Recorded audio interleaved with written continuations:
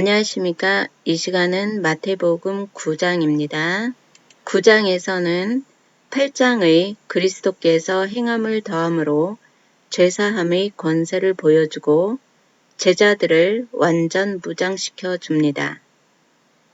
그리스도의 죄사함의 권세는 그리스도의 선지직, 제사장직, 왕 직임 중 제사장 직분을 보여주시는 것입니다. 마태복음 9장 1절에 예수께서 배에 오르사 건너가 본 동네에 이르시니, 본 동네란 예수님께서 성장하신 땅 가버나움을 말합니다. 2절에 침상에 누운 중풍병자를 사람들이 데리고 오거늘 예수께서 저희 믿음을 보시고 중풍병자에게 이르시되 소자야 안심하라 내 죄 사함을 받았느니라. 사람들이 중풍병자를 데리고 왔는데 예수님께서는 내 병이 나았느니라 하지 않고 내 죄 사함을 받았느니라 라고 말씀하십니다. 구약의 제사장은 모형이었고 신약의 그리스도가 제사장의 실체로서 죄사함의 권세가 있다는 것을 보여주는 것입니다. 예수님께서 저희 믿음을 보시고 네 죄사함을 받았느니라 라고 하신 것은 중풍병자는 중풍병을 낫게 해달라고 온 게 아니라 예수가 구약에 약속한 메시아, 즉 그리스도임을 믿는 믿음을 갖고 왔기 때문에 그 믿음대로 그리스도라는 증거로서 중풍병을 고쳐줌으로 확증을 해준 것입니다. 그리스도가 제사장으로 오신 것을 믿고 왔기 때문에 죄사함을 해줘야 하는 것입니다. 구약에는 제사장만이 죄를 사해 주었듯이 신약에는 실체로 오신 그리스도가 대제사장으로서 죄를 사해 주는 것입니다. 표면적으로는 병자를 다 고쳐준다는 소문을 듣고 사람들이 왔지만 이면적으로는 죄를 사해주는 권세를 보여주는 것이 꼭 필요하기 때문에 병고침의 권세, 죄사함의 권세를 보여주는 것입니다. 예수님께서 소자야 라고 부른 것은 가장 작은 자로서 그리스도 앞에서는 다 작은 자입니다. 이면적으로 보면 너희 힘으로는 죄에서 벗어날 수 있는 능력이 없는 자로 죄 앞에서 너희 모두는 소자라고 부른 것입니다. 그런즉 상대적으로 예수님은 큰 자입니다. 참고로 인자란 만물을 주관하고 통치하시는 하나님께서 잠깐 육신의 옷을 입고 왔다는 의미를 표현할 때 사용합니다. 그리스도는 죄인을 불러서 죄를 사해주기 위해 오셨습니다. 중풍병자는 그리스도가 죄사하는 권세를 가진 분이란 걸 알고 왔습니다. 예수님께서는 죄를 사하는 권세가 그리스도에게 있음을 보여주기 위하여 중풍병자를 고쳐주었습니다. 구약에서는 문둥병이라는 진단을 받아야 문둥병을 고쳐주듯이 신약에서는 죄인으로 정해야만 죄사함을 받습니다. 너는 죄인이다 라고 먼저 낙인을 찍어주고 죄인을 구하러 온 그리스도로 인해 죄사함을 해주는 것입니다. 선과 악, 택자 불택자를 구별하고 정하는 것은 그리스도에게만 권한이 있습니다. 3절에 어떤 서기관들이 속으로 이르되 이 사람이 참남하도다. 서기관들이 참남하도다 라고 생각한 이유는 무엇일까요?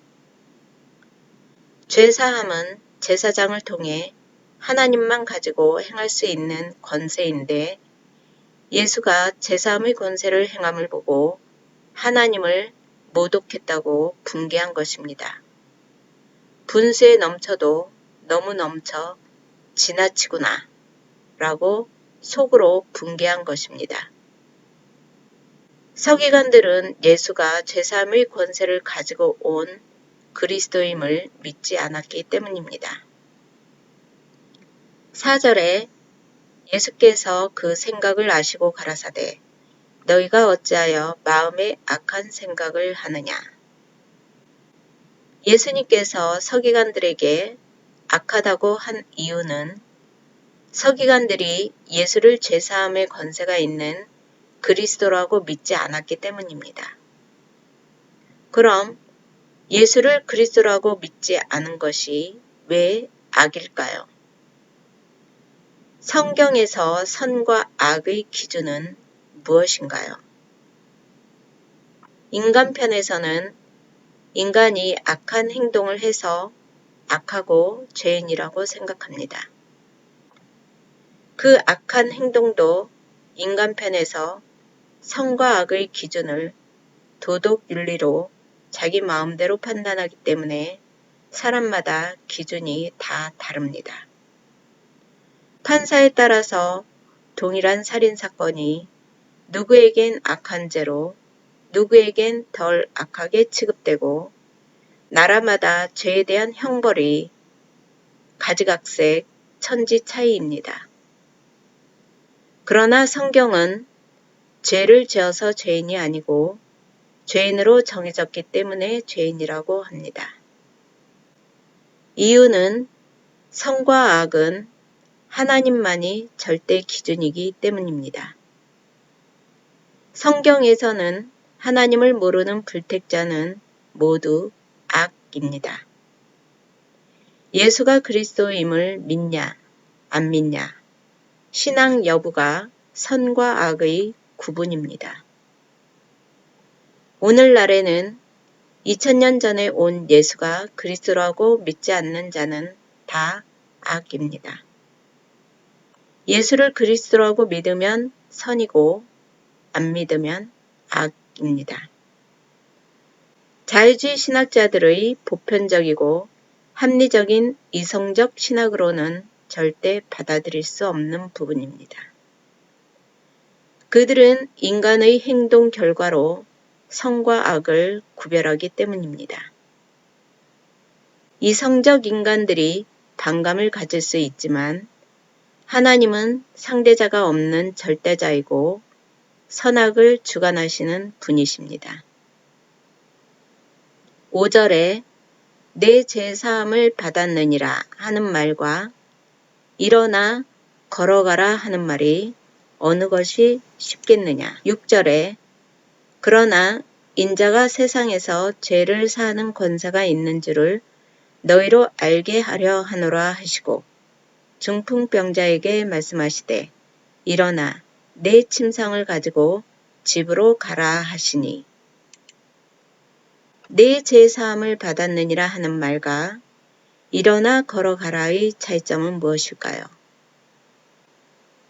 내 죄사함을 받았느니라는 영원한 생명을 받았다는 뜻이고 절대자 하나님만이 가지고 있는 권세를 가지고 악의 권세에서 벗어나게 해주었다는 것입니다.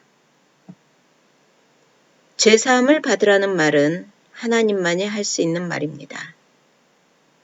하나님만이 할 수 있는 말을 인간이 하면 하나님을 모독한 것이기 때문에 서기관들로부터 그 자리에서 큰 해악을 당할 수 있고 신변이 위험해질 수도 있는 말이었습니다.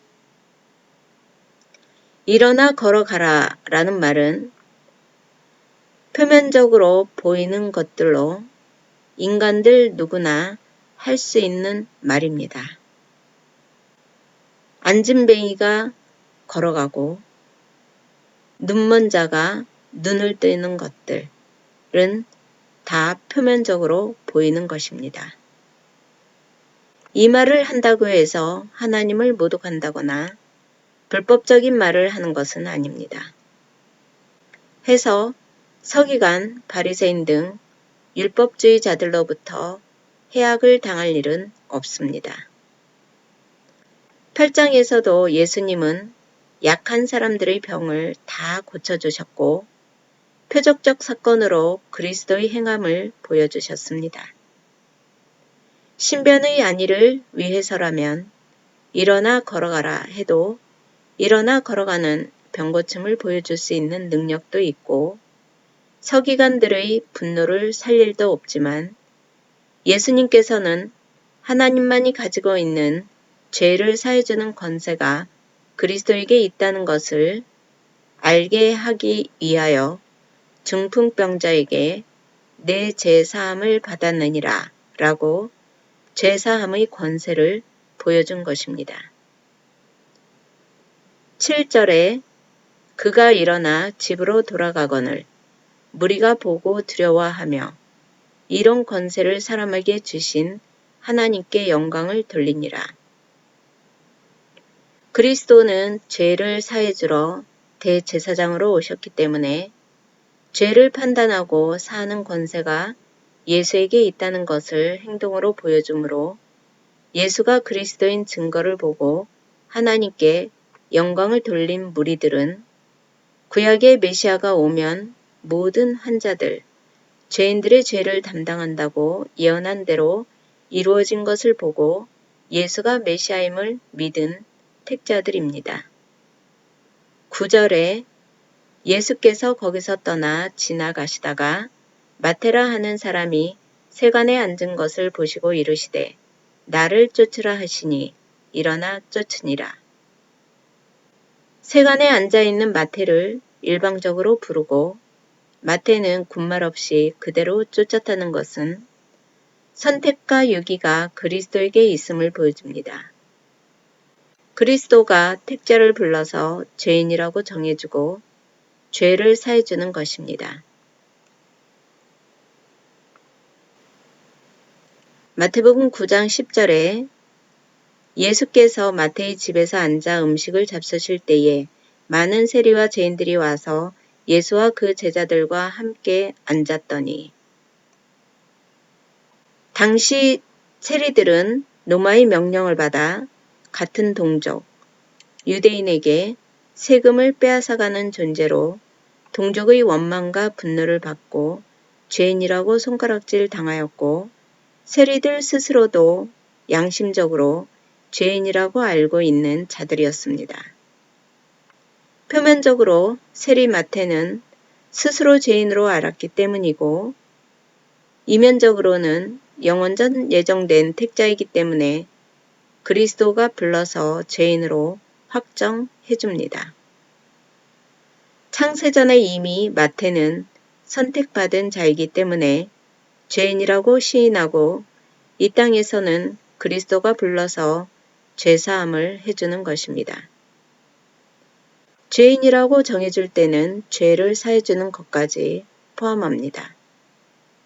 즉, 택자에게만 정해주는 것이지 아무한테나 죄를 정해주는 것이 아닙니다. 11절에 바리새인들이 보고 그 제자들에게 이르되 어찌하여 너희 선생은 세리와 죄인들과 함께 잡수시느냐. 8장 서기관과 마찬가지로 바리새인들은 예수를 주라 안 하고 선생이라 부릅니다. 즉, 불택자이기 때문입니다. 12절에 예수께서 들으시고 이르시되 건강한 자에게는 의원이 쓸데없고 병든 자에게라야 쓸데있느니라. 병든 자에게 의원이 필요하듯 죄인을 구하러 온 그리스도는 죄인에게만 직접 찾아가서 불러서 죄를 사해줍니다. 세리 속에 들어가서 세리들을 죄인 만들어서 주 앞에 나오게 합니다. 죄인을 사해주는 권세가 있기 때문에 죄인들하고만 함께합니다. 스스로 죄를 시인하는 마태라는 표면적 죄인들, 세리들을 통해서 죄인을 부르러 온 것을 보여주는 것입니다.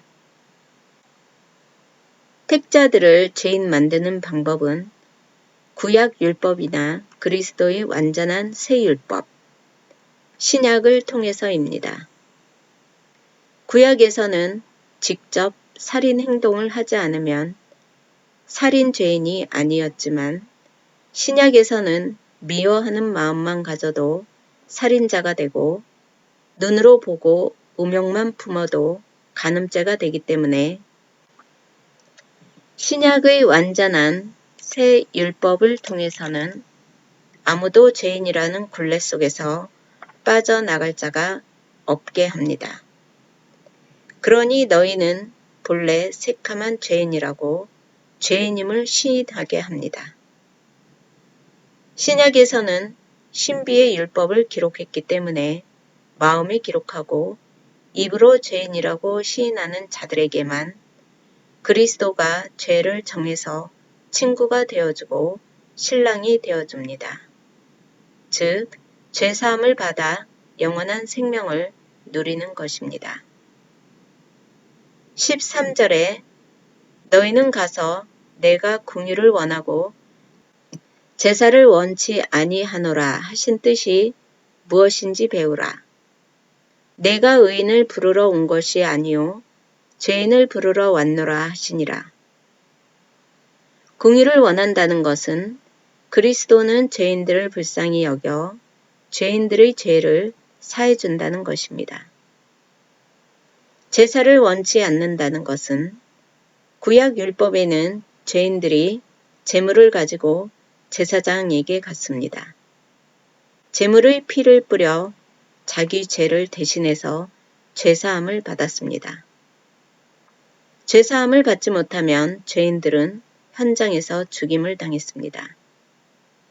눈은 눈으로, 이는 이로, 간음죄는 그 현장에서 돌로 쳐 죽여야 했습니다. 행위는 행위로 갚았기 때문에 구약 율법으로 죄인들은 자기들의 죄를 사해달라고 제사장들에게 제물을 바치고 그 제물에게 자기 죄를 덮어 씌워 제사함을 받았지만 이제 구약 율법으로는 제사함이 안 된다는 것입니다. 제물로 오신 어린 양, 그리스도께서 모든 죄를 짊어지고 십자가에서 돌아가실 것이기 때문에 예수를 제사장, 제물인 그리스도라고 믿는 것이 신약의 제사요, 우리가 죄사함을 받는 방법입니다. 이도 구약에 예언이 되어 있습니다. 호세아 6장 6절에 나는 인애를 원하고 제사를 원치 아니하며 번제보다 하나님을 아는 것을 원하노라. 저희는 아담처럼 언약을 어기고 거기서 내게 패역을 행하였느니라. 의인을 부르러 온 것이 아니라 죄인을 부르러 왔노라 라고 하신 말씀은 그리스도는 자기가 행함으로 의인이 되어 제사함을 받겠다는 서기관, 바리새인, 율법주의자들을 위해 온 것이 아니라는 것입니다. 그들은 율법을 다 지켜서 자칭 의인이라고 뽐내고 다니는 사람들이었습니다. 그러나 그리스도는 죄인이라고 시인하는 죄인만 사해주기 위해 왔고 죄인인지 아닌지 선택과 유기는 그리스도에게 있습니다. 14절에 그때에 요한의 제자들이 예수께 나와 가로되 우리와 바리새인들은 금식하는데 어찌하여 당신의 제자들은 금식하지 아니하나이까? 예수께서 저희에게 이르시되 혼인집 손님들이 신랑과 함께 있을 동안에 슬퍼할 수 있느뇨.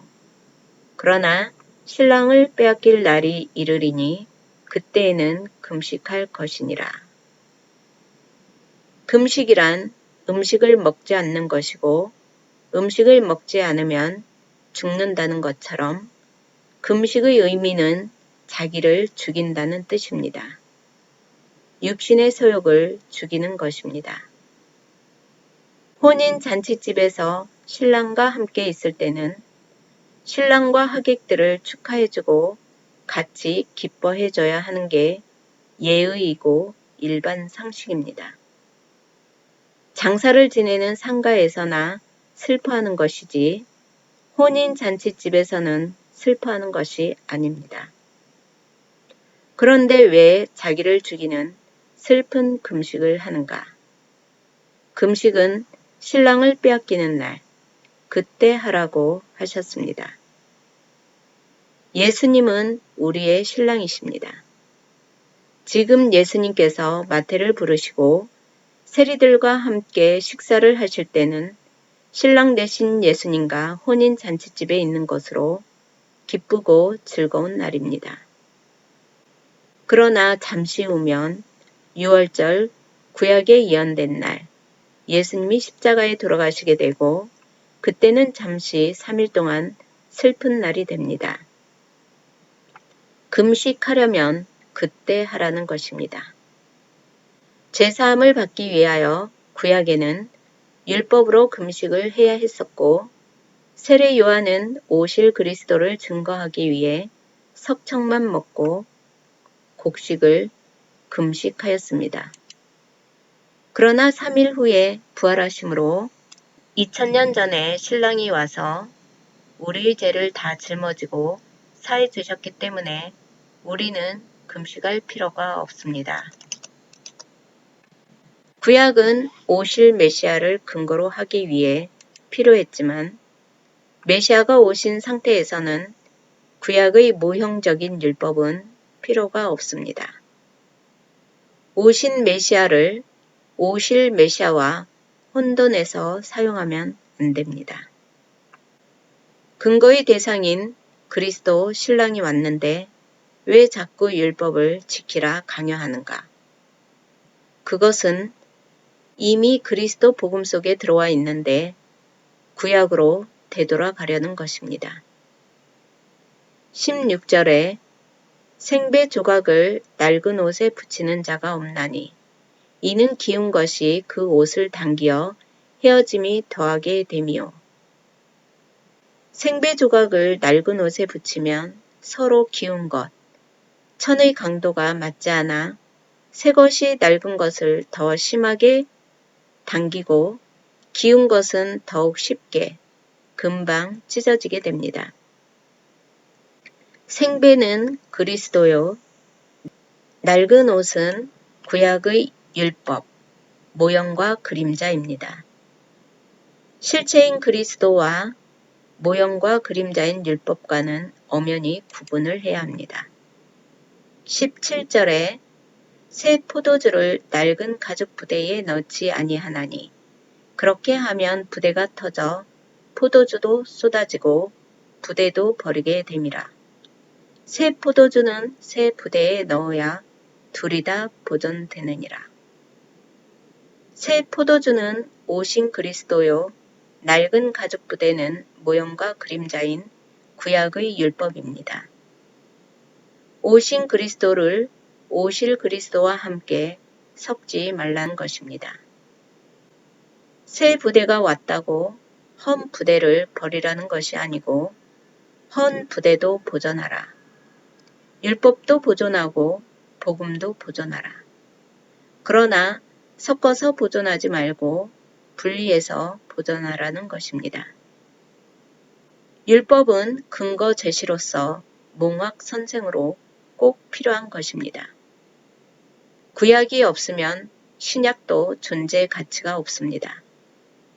복음인 그리스도를 제시할 수 없기 때문입니다. 오신 메시아를 증거하기 위해 오신 메시아의 근거가 제시되어야 하고 오신 메시아의 근거를 위해 구약이 꼭 필요합니다. 오실 메시아를 미리 알려주지 아니하면 오신 메시아가 왜 왔는지, 왜 필요한지, 예수가 누구인지 알 수가 없습니다.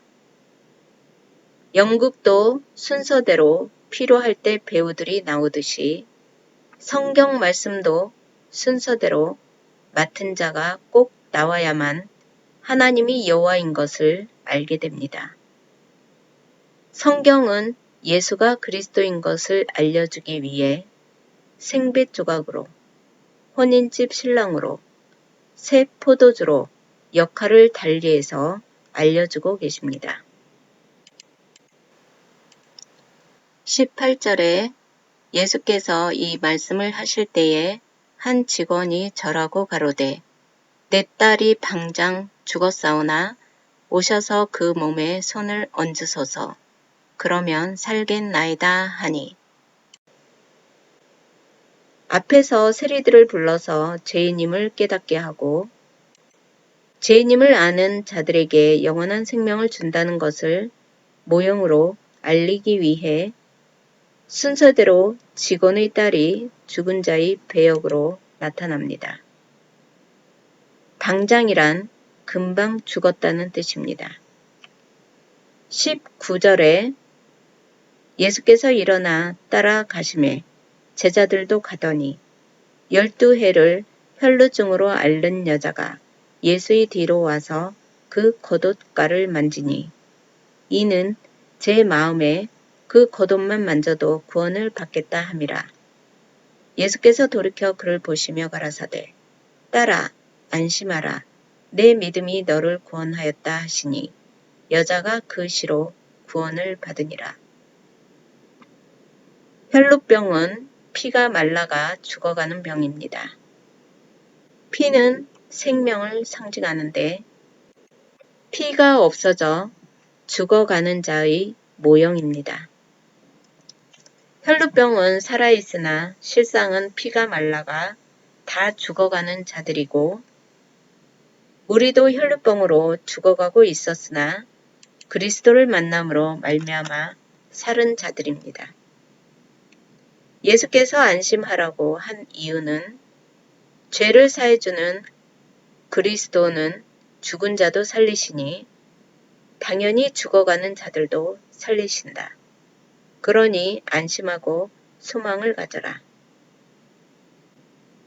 중요한 것은 혈루병을 앓는 여자는 병 나을 걸 안 게 아니고 그 겉옷만 만져도 구원을 받을 걸 알았다. 혈루병을 앓는 여자는 예수가 구약에 예언한 그리스도라는 사실을 믿었기 때문에 네 믿음이 너를 구원하였다 라고 하십니다. 사실은 여자가 믿은 것도 그리스도께서 믿음을 주시고 그 믿음을 보시고 구원을 주신다. 그리스도를 믿으니 당연히 구원받습니다. 죄를 사하여 주고 구원하여 주고 즉시 낫게 하는 험증으로 예수가 그리스도라는 증거를 받는 것입니다. 믿는 자들만 영생으로 살아가고 육신을 벗으면 영생을 살아가는 완성을 이루는 것입니다. 믿지 않는 자들은 실상은 영원한 사망으로 죽어가고 있는 자들입니다. 23절에 예수께서 그 직원의 집에 가사 피리 부는 자들과 헌화하는 무리를 보시고 가라사대 물러가라 이 소녀가 죽은 것이 아니라 잔다 하시니 저들이 비웃더라. 피리 부는 자들과 헌화하는 무리가 있다는 것은 소녀가 육신으로는 확실히 죽었다는 것입니다. 심장과 뇌가 완전히 멈춘 상태입니다. 죽은 자의 가족들을 위로하기 위해 피리를 불고 죽음을 아름답게 미화하기 위해 꽃으로 꾸미고 헌화하는 것입니다. 장례는 죽은 자의 안위가 아니라 남은 가족들을 위로하는 것입니다. 예수께서 소녀가 죽은 것이 아니고 잔다라고 하시니 피리를 불고 헌화하는 자들이 비웃은 것은 소녀가 확실히 죽은 사실을 알기 때문입니다. 그 무리들은 바로 예수께서 죽은 자를 살리신 증인이 됩니다. 25절에 무리를 내어 보낸 후에 예수께서 들어가사 소녀의 손을 잡으심에 일어나는지라 그 소문이 그 온 땅에 퍼지더라. 죽은 소녀를 살리는 것은 너희도 죽어도 산다. 영원히 산다는 것을 보여주기 위하여 육신은 죽어도 살린다는 것을 모형적으로 보여주는 것입니다. 함께 있던 무리들이 증인이 되어 그 소문이 온 땅에 퍼지고 그 사실을 마태가 기록하여 2000년이 지난 지금 우리는 성경에 기록된 말씀을 보고 믿음을 갖는 것입니다. 9장에선 죄인으로 정해서 죄인을 불러 죄사함의 권세가 그리스도에게 있다는 것을 알리기 위해 마태를 불렀습니다. 27절에 예수께서 거기서 떠나 가실새 두 소경이 따라오며 소리질러 가로되 다윗의 자손이여 우리를 불쌍히 여기소서 하더니 두 소경이 다윗의 자손이여 라고 부른 이유는 당신은 구약에 예언한 메시아입니다. 예수가 그리스도임을 알고 시인하고 신앙 고백을 한 것입니다. 우리를 불쌍히 여기소서는 당신은 구약에 예언된 그리스도이니 구약에 예언된 대로 우리에게 해달라. 우리한테 그리스도의 증거를 보여주라. 험증을 해달라는 것입니다. 험증을 통해야만 믿음을 가지게 되는 증거가 되는 것입니다.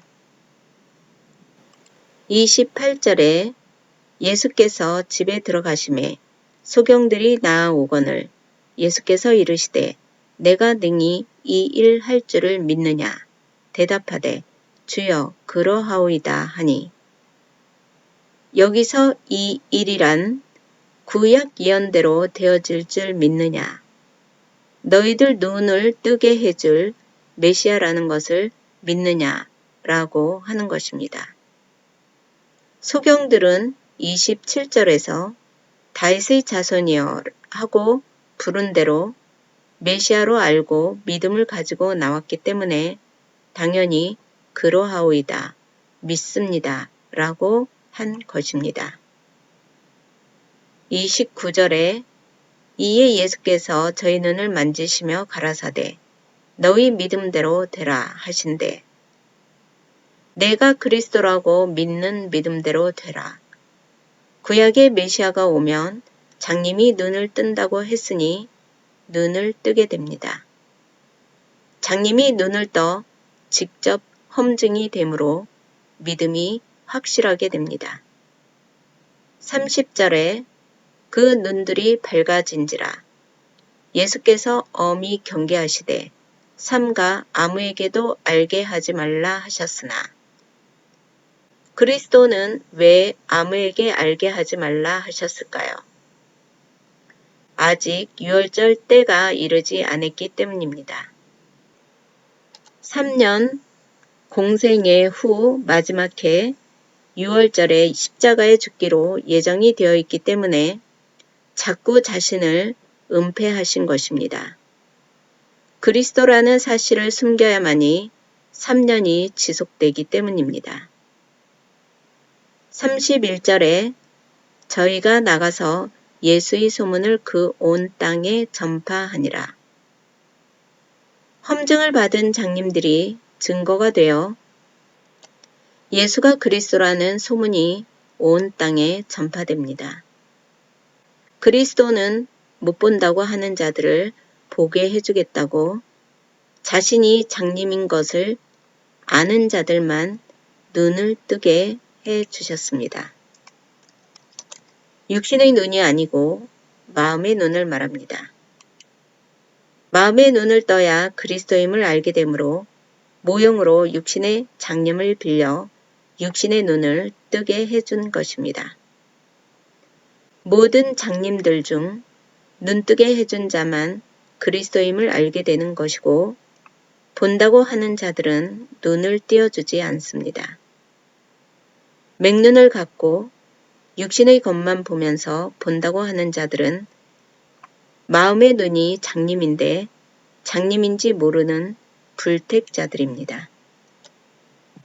32절에 저희가 나갈새.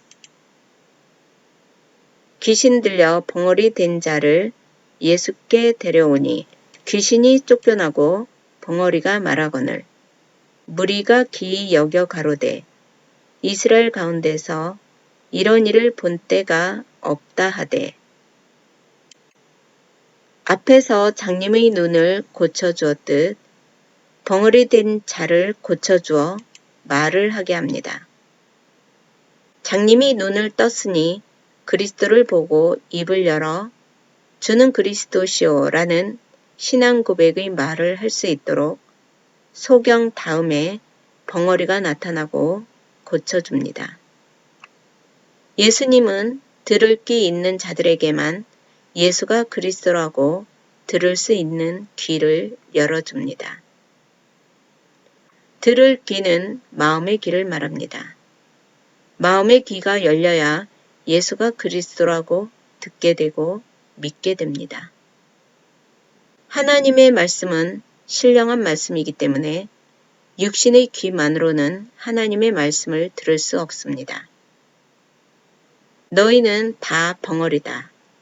내가 입을 열어주어야 주는 그리스도시오 라고 신앙 고백을 하게 된다. 그리스도의 행함을 다 보여주므로 마음의 눈과 귀를 열어주어 제자들이 무장하게 됩니다. 34절에 바리새인들은 가로되 저가 귀신의 왕을 빙자하여 귀신을 쫓아낸다 하더라. 예수님의 표적적 사건을 보고 바리새인들은 예수가 귀신의 왕을 빙자하여 귀신을 쫓아낸다고 합니다. 귀신의 왕은 이방 귀신 중 가장 높은 바알세불을 말합니다. 눈을 뜨고 귀를 열어주고 표적을 보여줘도 바리새인들은 들을 귀, 보는 눈이 떠지지 않았기 때문에 예수가 그리스도임을 보지 못하고 보는 관이 다릅니다. 예수는 택자에게는 화평이 되고 불택자에게는 검을 주러 왔다고 했습니다. 35절에 예수께서 모든 성과 촌에 두루 다니사 저희 회당에서 가르치시며 천국 복음을 전파하시며 모든 병과 모든 약한 것을 고치시니라. 예수께서 직접 회당에서 말씀을 가르치십니다. 가르치는 내용은 천국 복음입니다. 당시에는 신약이 없었기 때문에 구약을 가지고 예수가 메시아인 것을 구약 하나하나 풀어서 가르치는 것입니다. 구약 율법만 믿고 있는 유대인들에게 구약이 무엇을 의미하는지 가르치는 것입니다. 그래서 설교라고 하지 않고 강론이나 강의라고 하는 것이 맞습니다. 세상 윤리나 사회 도덕을 가르치는 것이 아닙니다. 예수님이 가르친 내용을 제자들이 보고 듣고 기록하여 우리도 그 가르침을 이어받아 전하는 것뿐입니다. 그러므로 우리가 가르쳐야 할 내용도 천국 복음입니다. 사도행전에서 바울도 일자를 정하고 예수의 일을 가르치더라 라고 하였습니다. 바울도 설교를 한 게 아니고 성경의 뜻을 풀어서 가르친 것입니다. 교회에서 설교 제목을 정하고 그 제목에 맞추어 성경 여기저기서 구절을 갖다가 짜맞추는 것은 예수님의 가르침이나 제자들의 가르침과는 전혀 다른 것입니다. 성경 어디를 보아도 제자들이 오늘날 목사들이 하는 것과 같은 설교를 하는 내용은 없습니다. 36절에 무리를 보시고 민망히 여기시니 이는 저희가 목자 없는 양과 같이 고생하며 유리함이라. 당시 메시아가 왔는데도 온 줄도 모르고 있는 무리들을 보니 민망히 여기셨습니다. 안타까움이 드러나는 말씀입니다. 양은 자기 스스로 살 수 없는 나약한 존재입니다. 목자가 인도하여 물과 풀이 있는 곳으로 데리고 다니며 먹이를 먹여야 하는데 목자가 없으니 먹이를 찾으러 이쪽으로 갔다가 저쪽으로 갔다가 양은 떠돌아다니고 고생할 수밖에 없습니다. 37절에 이에 제자들에게 이르시되 추수할 것은 많되 일꾼은 적으니 그러므로 추수하는 주인에게 청하여 추수할 일꾼들을 보내어 주소서 하라 하시니라. 무리들을 보니 영원전에 택한 불러야 할 알곡들이 많은데 당시 부르는 역할을 하는 분은 표면적으로는 그리스도밖에 없었고 혼자서는 너무나 부족하니 일할 일꾼이 적다고 하신 것입니다. 추수의 주인은 하나님입니다. 그러므로 하나님께서 일꾼을 보내어 알곡을 다 거둬 드리는 것이 하나님의 일입니다. 예수님께서는 아직도 목자를 찾지 못한 무리들이 너무나 많은 것을 보시고 추수할 일꾼들을 보내어 달라고 기도하라 라고 말씀하셨고 기도도 그리스도께서 직접 하십니다. 그리스도께서 행함을 보여줌으로써 제자들을 완전 무장시키고 믿음이 생기게 하여 추수할 일꾼으로 보내는 것입니다. 감사합니다.